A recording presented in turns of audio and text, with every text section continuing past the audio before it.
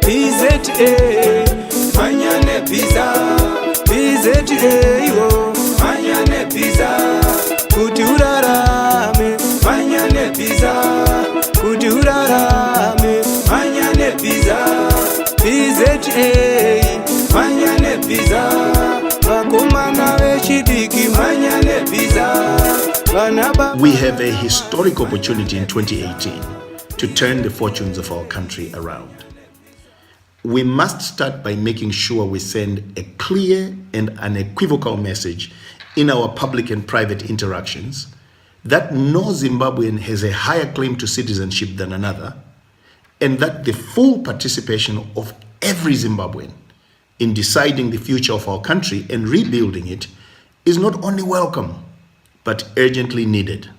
My candidacy in 2018 will not dwell on a past that we cannot change, but on building on what we have. I believe in the incredible promise and potential of the Zimbabwean people, and that we are not intrinsically incapable of making the same policy decisions that have produced the high growth economies of Hong Kong, Singapore, Taiwan, and South Korea. We can write the same story for our country and build a nation whose greatness is not measured by the standards of Africa, but of the world.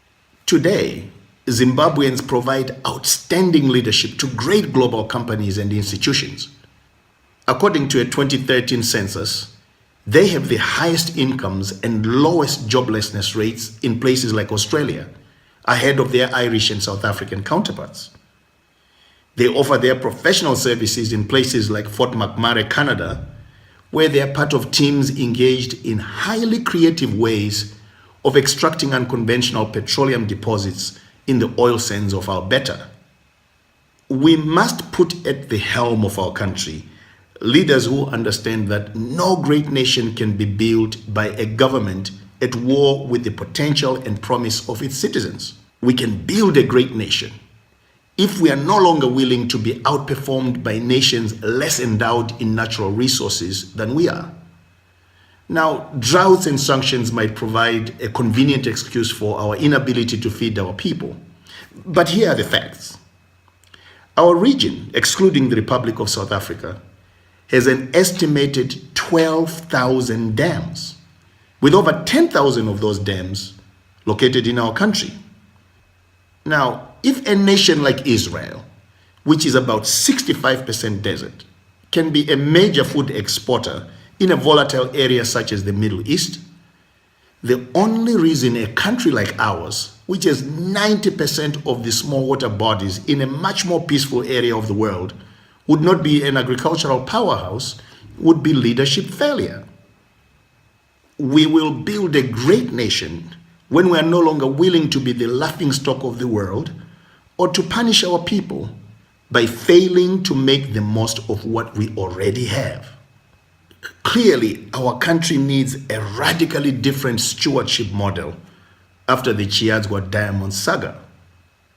Today, over a decade after the discovery of probably the largest methane gas deposits in Southern Africa in the Lupane area, we still import gas from South Africa because of our failure to fully operationalize the exploitation of a resource that could have a radical impact on the economy of Matabele North and of our country.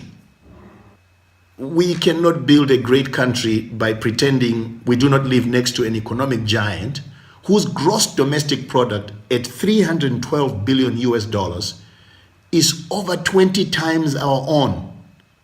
Our dysfunction is clearly South Africa's gain.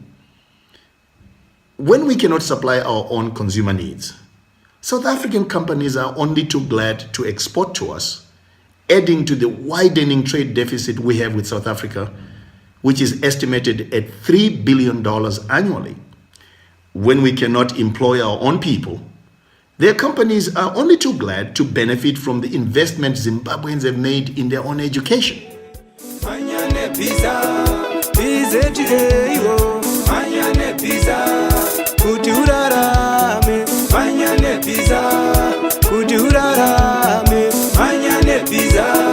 PZA